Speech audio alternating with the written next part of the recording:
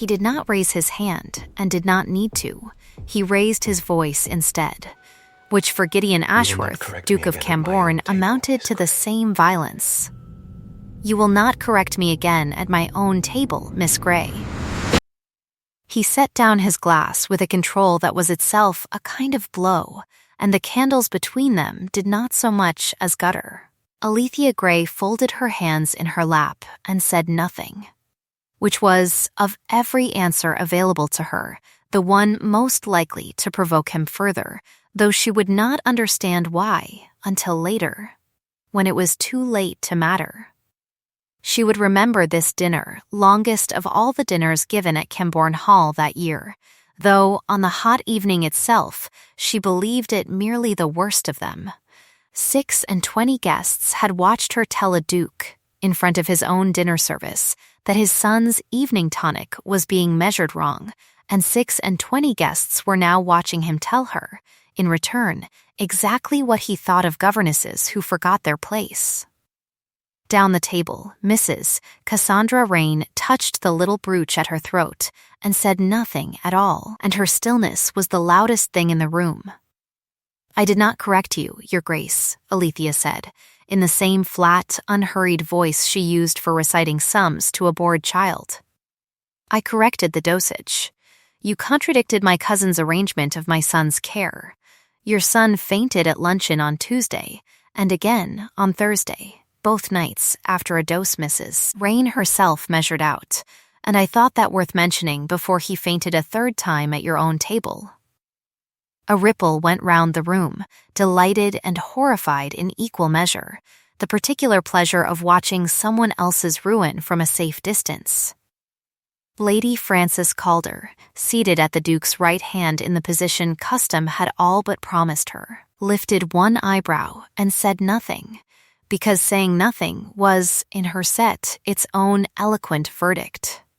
It was Peter who broke the silence, and he broke it the only way an 8-year-old boy knows how to break anything, which is directly.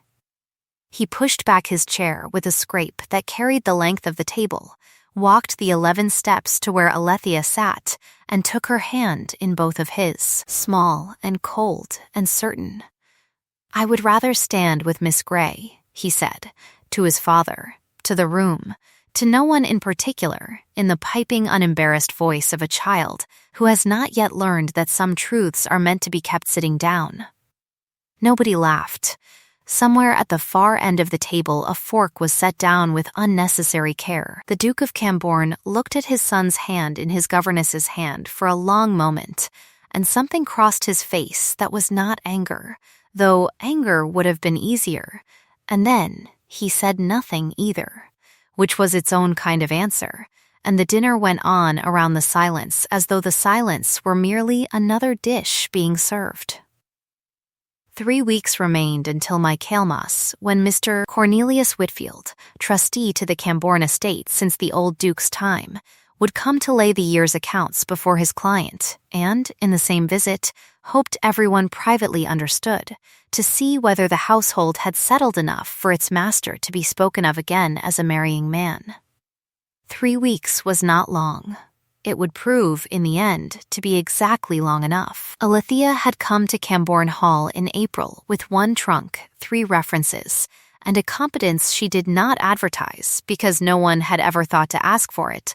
Her father had been the apothecary of a small market town before his ruin, and she had learned at his elbow to read a person's color and pulse and breath the way other women read a letter, quickly and for what was not being said. She used that skill now the way she used everything she owned, sparingly and without comment, because comment was a luxury a woman in her position could not afford twice in one evening. She had already spent hers.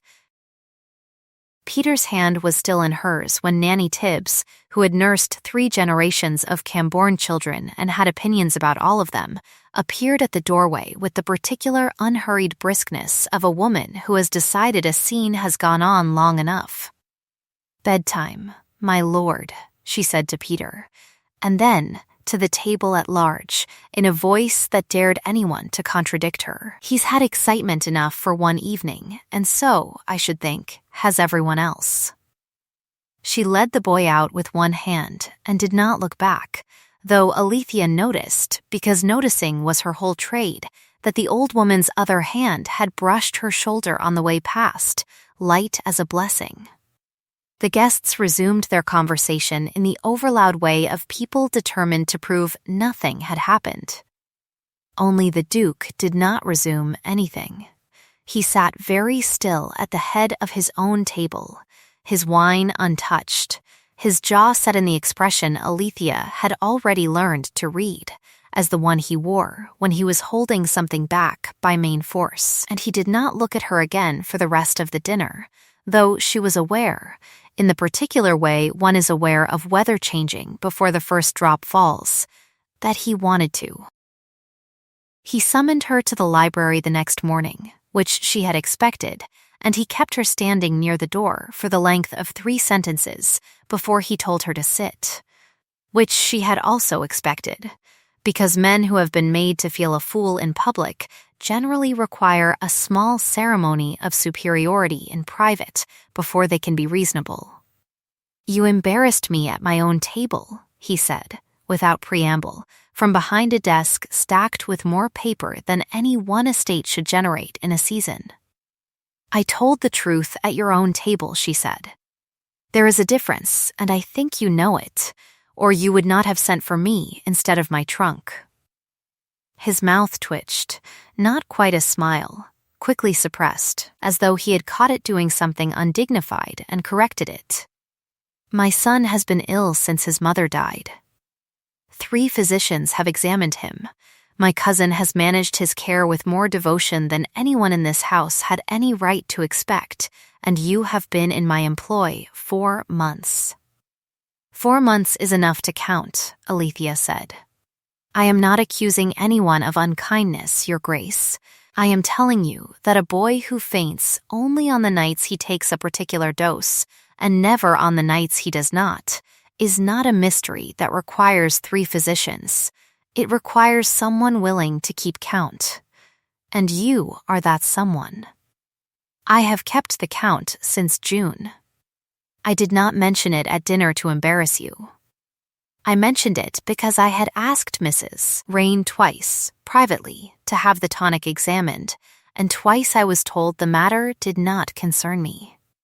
He was quiet at that, turning a ring on his smallest finger, an old habit, she would learn, from a time when the finger had been thinner and the ring had needed no turning to sit right. "I do not deal in comfortable lies, Your Grace," she said, into the silence, because someone had to fill it and it was clearly not going to be him. "I was never taught the trick of it. My father could not afford to raise a daughter who guessed at doses to spare a patient's feelings, and I have not unlearned it since.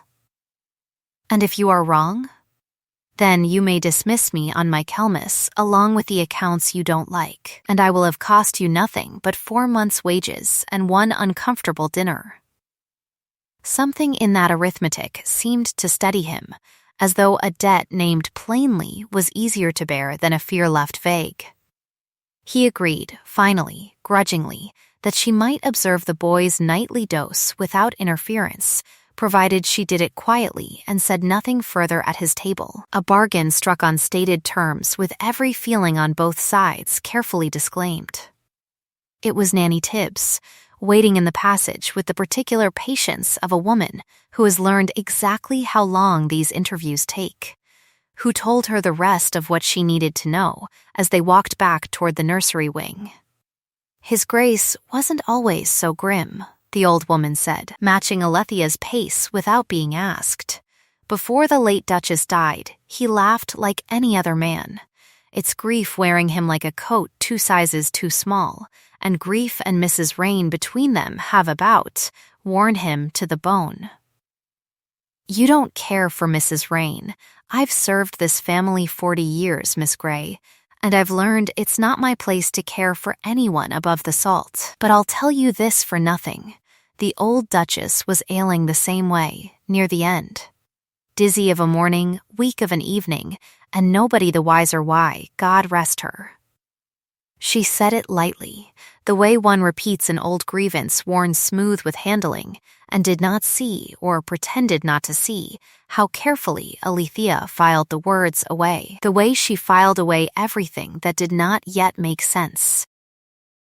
Mrs. Rain found her 2 days later in the still room, where Alethea had gone to catalogue the dried herbs against a list in her father's hand, an old habit that steadied her the way other women were steadied by prayer. Cassandra Rain moved through a doorway, the way water moves through a channel already worn for it, without apparent effort, without disturbing the surface. "I understand His Grace has given you leave to hover over my nephew's medicine," she said, in a voice pitched for intimacy rather than reproach, and set a small dish of lavender comfits on the table between them, as though the gesture cost her nothing. "I only wish to be useful, Mrs. Rain, of course you do. Everyone in this house wishes to be useful. It is why it runs so smoothly, and why I should hate to see it disturbed by well-meant guessing." She smiled, and the smile did not reach the small muscles around her eyes, which Alethea's father had taught her were the only part of a face that could not be persuaded to lie. "Lady Frances arrives next week, you know, ahead of Michaelmas. The family has hoped for that match a long while. It would be a great pity if the nursery were in an uproar just as His Grace has a wife's happiness to think of again." The threat, delivered in the gentlest voice in the room, was no less a threat for its softness. Alethea had grown up around men who shouted, and had learned early that the quiet ones were worse. "I have no wish to cause an uproar," she said. "I only wish the boy well. As do I. I have wished him well since his mother could not." She said it without weight, the way one mentions weather, and was gone before Alethea could decide whether it had been meant as comfort or warning. That night, keeping her count as promised, Alethea sat unseen in the nursery's window alcove and watched Cassandra bring Peter's warm milk herself, as she did perhaps one night in 3. Dismissing the nursery maid on some pretext, humming under her breath while she stirred in the tonic from its brown glass bottle. 3 drops, she counted, watching the woman's wrist, though the physician's instructions, pinned beside the washstand, plainly said 2. It was such a small thing. A 10th part, her father would have called it. The difference between a dose that steadied and a dose that felled, and he had drilled the phrase into her before she could properly spell it. Mind, the 10th part. The 10th part is where the harm hides. She said nothing to Cassandra. She wrote the date, the hour, and the number 3 in the little book she had begun keeping, in the flat, unhurried hand of a woman assembling a case she did not yet know how to bring, and she told herself it proved nothing at all, which was true, and which did not stop her hands from being unsteady as she closed the cover. The warmth between the nursery and the library grew slowly, the way warmth does in a house unused to it, through work rather than words. Peter's evenings, when Alethea sat with him, grew longer and steadier, the fainting spells thinning as she quietly adjusted what she was permitted to adjust, and the Duke began, without quite admitting it to himself, to find reasons to be in the nursery at the hour she read to the boy. He brought a wooden puzzle one evening, carved, he admitted with visible reluctance, by his own hands in the estate workshop where he went, he said, when the house grew too loud with its own silences. "You make things," she said, turning the little carved fox over in her fingers, surprised in a way she tried not to show. "I mend things," he said. "The distinction matters to me, though I could not tell you why." He sat with them an hour that night, and a second hour the next, and on the 3rd evening, watching Peter attempt to teach him a card game the boy had invented with rules that changed according to who was losing, the Duke of Cambourne laughed, a short, surprised bark of a sound quickly stifled, as though his own throat had betrayed him. Peter went still with delight. "You laughed," he said in the tone of a scientist confirming a hypothesis. "I did no such thing. You did." Miss Grey heard it too. "Miss Grey," said the Duke, with the ghost of the same laugh still in his voice, "here's a great many things she is too discreet to mention." "I make no promises, Your Grace," Alethea said, and was rewarded with the sight of him nearly laughing again, caught and corrected a second time, and she understood, watching him fight his own mouth into stillness, that she had just witnessed something rationed, something he did not spend on strangers. Later, when the boy was asleep, they sat a while longer over the dying fire, and he asked her, in the abrupt way of a man unused to asking, how a governess came to know the weight of a grain and the color of a healthy pulse. She told him of her father, of the shop in Dunmere with its wall of small labeled drawers, of the ruin that had come to him after a patient died and a wealthier family found it convenient to have somewhere to lay the blame. She did not tell him everything.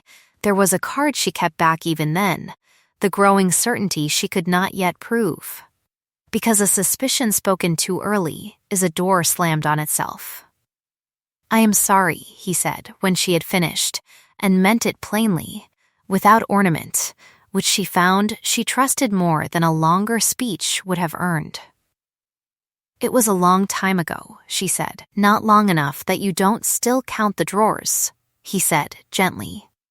And she looked at him in some surprise, because he had seen more than she had shown him, and she pressed 2 fingers briefly to the inside of her own wrist, an old habit of counting herself steady, and said nothing, because for once nothing was the truest thing she had.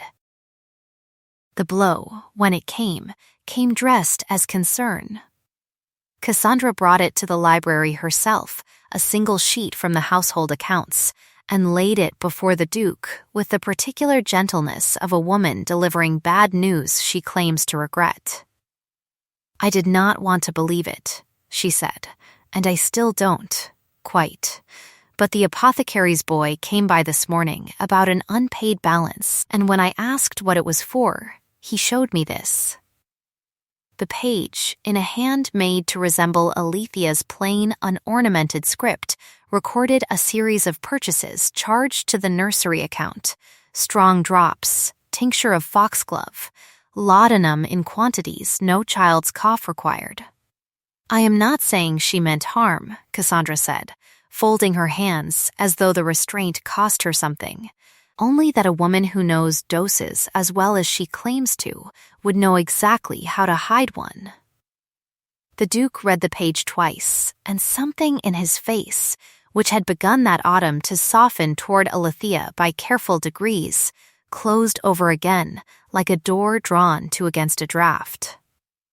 He did not send for her that night. He sat alone with the page, and with 3 years of grief that had never fully found its object, and he let the oldest fear he owned, that the people closest to his son could not be trusted with him, fold itself around this new evidence the way water finds the lowest ground without needing to be told. When he did send for her, the next morning, his voice had gone back to the register she had first heard at that dreadful dinner, courteous and closed. "I am told you have been purchasing strong preparations against the nursery account." "I have purchased nothing," Alethea said, "and I would ask to see whatever proof persuades you otherwise, since I keep no such ledger and sign no such name." "The hand is yours." "The hand resembles mine. That is not the same claim, though I understand it is a more convenient one." He looked at her for a long moment, and she watched him want to believe her, and watched him choose out of a wound 3 years old that had nothing to do with her at all, not to. "I will need you to keep to the schoolroom until Michaelmas," he said, "and away from my son's evening care." It was not a dismissal. It felt, to her, like one. Cassandra came to her that same afternoon with an offer wrapped so gently in kindness that it took Alethea a moment to recognize it as a bribe. A character reference, unblemished, to a good family in the north, a sum, modest but real, to see her comfortably settled, passage arranged for the following week, before Michaelmas, before Lady Frances's arrival, before Cassandra did not need to say. Anyone had to decide publicly whom to believe. No one need be embarrassed, Cassandra said. You may simply have found the position did not suit. It happens to governesses every season. It would suit Mrs. Rain, certainly, Alethea said, to have the question settled without an answer. I am trying to spare you a scandal you did not deserve. You are trying to spare yourself an inquiry you did. The words were out before she had fully decided to risk them, and she watched something flicker behind Cassandra's composed face, gone before she could name it. I will not take your money, Alethea said, and I will not leave before Michaelmas, and if that costs me every reference I have left in the world, then it costs me that, because I would rather be a ruined governess who told the truth than a comfortable one who sold a child's safety for a coach fare north. It cost her, in the days that followed, exactly what she had promised it might.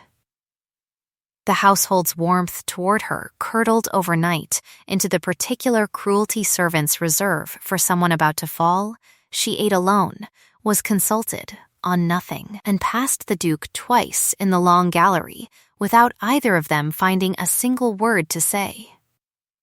On the fourth night of her exile from the nursery, she woke to the sound of running feet in the passage, and Nanny Tibbs's voice, stripped of all its usual dry composure, calling for her by name. Peter had taken a fit worse than any before it, his lips gone faintly blue, and no one in the house but Alethea had any notion what to do, and she was, by the Duke's own order, not to be sent for. Nanny Tibbs sent for her anyway, standing in the doorway of the room she had been forbidden, daring anyone in the household to stop her. Alethea worked over the boy through the small hours with the flat, unhurried competence her father had drilled into her before she could properly spell the word for it, propping him, cooling him, counting his pulse under 2 fingers, and by dawn his breath had steadied, and his color had come back the way color comes back to a room when a curtain is drawn open. The Duke, who had come running at the first cry and stood useless and gray in the doorway through all of it, said nothing until it was over, and then only her name, once, in a voice that had nothing courtly left in it at all. It was Nanny Tibbs, an hour later, gray-faced with exhaustion and something harder underneath it, who put into Alethea's hands the thing that would end everything. The old Duchess's still-room book, she said, drawing it from beneath her apron as though it burned her to hold it. I kept it after she died, meaning to give it to the boy someday. I never read past the recipes till last night, when I couldn't sleep for worry, and God forgive me for not looking sooner. The book was full of Marianne's own hand, remedies, receipts, and, in the last third, a private log she had clearly meant for no one, dizziness noted by the day, weakness after her evening cordial, a suspicion written and then crossed through as though she had been ashamed of it. My own cousin would not, surely not. And then, dated only weeks before her death, a line left uncrossed. I have asked Cassandra to have my drops examined, and she tells me the matter does not concern me. Alethea read it twice in the gray light, and felt the floor of the world shift very quietly under her feet, because she had asked, almost word for word, the same question of the same woman, and been given, almost, word for word, the same answer. She went to Whitfield herself before she went to the Duke, because a solicitor arriving early to audit accounts was a fact that could not be argued with, whereas a governess with a suspicion could be dismissed as easily as she had nearly been dismissed already.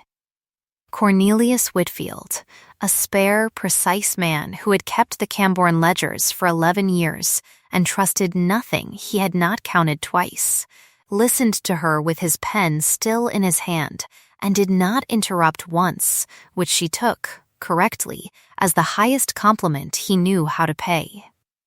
Together, over 2 days stolen from sleep, they built the case the way her father had taught her to build any diagnosis, not from a single symptom, but from the pattern beneath it. The apothecary in Dunmere, sent for quietly, produced his purchase book, and there, among the ordinary entries for the nursery's cough drops and the stable's liniments, were regular fortnightly purchases of a strong tincture, charged always to the laundry account, always collected by the same young maid, always, Whitfield's own figures showed, costing rather more than the tincture itself was worth, the difference vanishing into a column of the household accounts that led, when traced far enough, to regular remittances sent north to a gentleman named Rain, whose failing mill had been swallowing his sister's economies for 3 years. It was, Whitfield said quietly, laying the ledgers side by side, as plain a piece of arithmetic as he had seen in 30 years of practice, a woman managing a household's money and a child's medicine with the same hand, and neither honestly. The Duke, when they brought it to him, read the still-room book from the first page to the last without once looking up, and when he did look up his face had gone the particular still gray of a man, discovering that his grief and his danger had shared a single cause all along. "She was in this house when Mary Ann died," he said, very quietly. "She has been in this house every day since." "Yes," Alethea said. "I would rather stand with Miss Gray," said a small voice from the doorway, and they turned to find Peter, pale but upright, who had heard enough through a door left carelessly ajar to understand that something was wrong, and had come, as he had come once before at a dinner table, to place himself exactly where he believed he belonged. His father crossed the room in 3 strides and held him, hard, for a long moment, and over the boy's head his eyes met Alethea's, and something passed between them that needed no further evidence at all. The date, when they said it, was Michaelmas itself, when Whitfield was already expected, when the household was already assembled, when nothing about the day would need explaining to the county as unusual, only the substance of the meeting once the doors were closed. Michaelmas came in on a storm that had been building all that week, thunder rolling somewhere out past the downs since morning, and the library at Cambourne Hall filled by noon with everyone the matter concerned. Whitfield at the long table with his ledgers squared before him, Lady Frances seated apart with the cool, assessing stillness of a woman who has come to watch a business transacted and finds herself, to her visible surprise, hoping for a particular outcome. Cassandra arrived last, in a shawl of fine paisley and a composure that did not so much as flicker when she saw the still-room book lying closed on the table between the ledgers. "I understand there is some confusion about the accounts," she said, taking the chair offered her as though she were doing the room a favor by sitting in it. "I am glad Mr. Whitfield has come. I have wondered myself where certain sums were going." "So have I," Whitfield said, and opened the apothecary's purchase book to a marked page, and beside it the household ledger in Cassandra's own careful hand, and set them side by side and held them both, briefly, to the window's gray stormlight, so that everyone in the room could see the 2 hands were the same hand. Cassandra's smile did not move, but something behind her eyes went very still, the stillness of a woman doing sums of her own. It was Sarah Doyle, summoned in white-faced and twisting her apron, who broke first, and she broke on a single question, put to her gently by Alethea rather than harshly by anyone else, because gentleness, her father had taught her, opens what threats only seal shut. "Who told you to buy the drops under the laundry account, Sarah, and why always a fortnight apart?" The girl looked once at her mistress, and once at the Duke, and then said, in a rush, as though the words had been waiting behind her teeth for a year, that Mrs. Rain had told her it was a private remedy for her own nerves, not to trouble his grace with such a small thing, and had given her, each time, a note in her own hand naming the quantity, and Whitfield, without a word, laid those very notes upon the table, gathered that same week from the girl's own workbox, in Cassandra's unmistakable hand, 3 drops, not 2, on the nights his father dines from home. The room went very quiet. Outside, the storm that had been threatening all day broke at last, rain finding the long windows all at once, as though the sky itself had been waiting for its cue. Cassandra's hand went, at last, to the brooch at her throat, and Alethea, watching with the trained eye that had never once failed her, understood in that moment that the gesture she had read all summer as vanity was something else entirely. The brooch held a lock of a man's hair, not her late husband's, Nanny Tibbs told her afterward, but Gideon's own, cut and kept from a boyhood, before Marianne, before any of it, and grief and envy had worn the same face in that house for 20 years, without anyone troubling to look closely enough to tell them apart. "I never meant real harm," Cassandra said, and for the first time her voice shook, not with performance, but with something that looked, unmistakably, like relief at being finally caught. Only to be needed. Only ever to be needed by someone who had already chosen. No one answered that, because there was no answer that would not have been either cruelty or a lie, and the Duke, who had stood through all of it with his hand on his son's shoulder, was the one who finally spoke the sentence the room had been waiting for.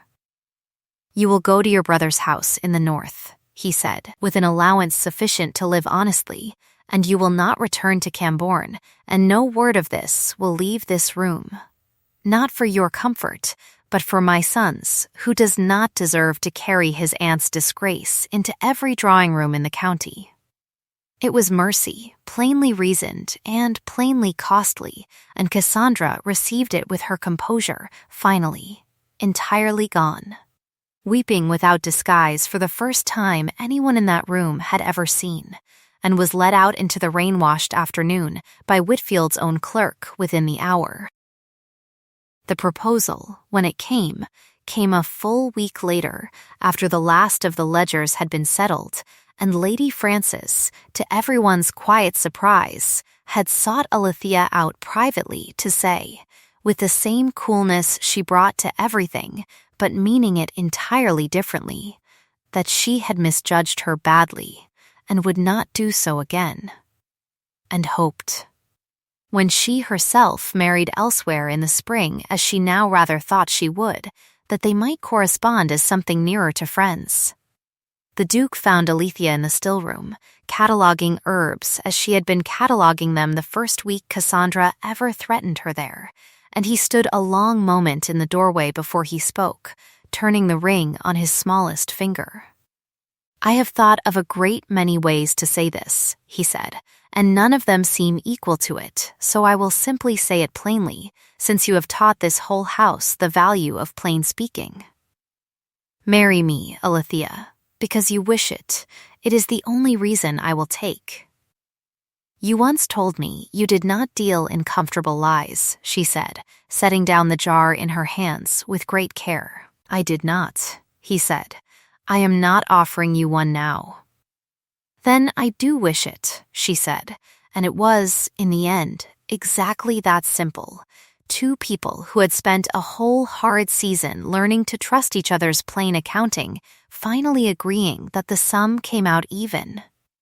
The wedding, when it came in the first cold week of October, was small, by the standards of a duke, held in the estate chapel with no more than 40 guests, and Nanny Tibbs wept undisguised through the whole of it, and pretended, afterward, that it had been the incense. Sarah Doyle, forgiven her small complicity and pitied for the fear that had produced it, was found a place in a kinder household 2 counties off, with a character written personally by Whitfield. Lady Frances sent white roses and, the following spring, a wedding announcement of her own to a baronet of good humor and no secrets, which Alethea read with real gladness. Cassandra's letters came twice a year from the north, brief, correctly worded, and were answered by mutual and unspoken agreement by Gideon alone. And in the spring, once the ground had properly thawed, Gideon commissioned a small dispensary in Dunmere to be built and staffed and named, at his insistence over her protests, for a ruined apothecary she had never stopped grieving, so that the wrong done to Josiah Gray might at last be answered, if not undone. Almost a year to the day after that first terrible dinner, the family sat down again at the long table at Cambourne Hall, the candles lit against an early autumn dusk, the storm season not yet arrived, Peter grown a full inch and arguing happily with Whitfield about the rules of a card game whose rules still changed according to who was losing. He did not leave his chair that evening, because there was no need. His stepmother was already seated at his father's right hand, exactly where she meant to stay, and when the boy caught her eye across the candlelight and grinned, unprompted, at some private joke only the two of them shared, the Duke of Cambourne watched them both with an expression that had long since stopped being rationed, and reached for his wife's hand under the cover of the table, and did not raise his voice because he had never needed to, and never would again. If this story warmed you, if you found yourself hoping, the way I did, that someone would finally look past the plain gray dress and see the steady hand underneath it, then come sit by the fire a while longer, there is a chair kept for you here, a kettle always just on the boil. I would love to know which moment stayed with you longest, whether it was a boy leaving his chair, or a woman refusing a bribe she badly needed, or a brooch finally explained. Stay close.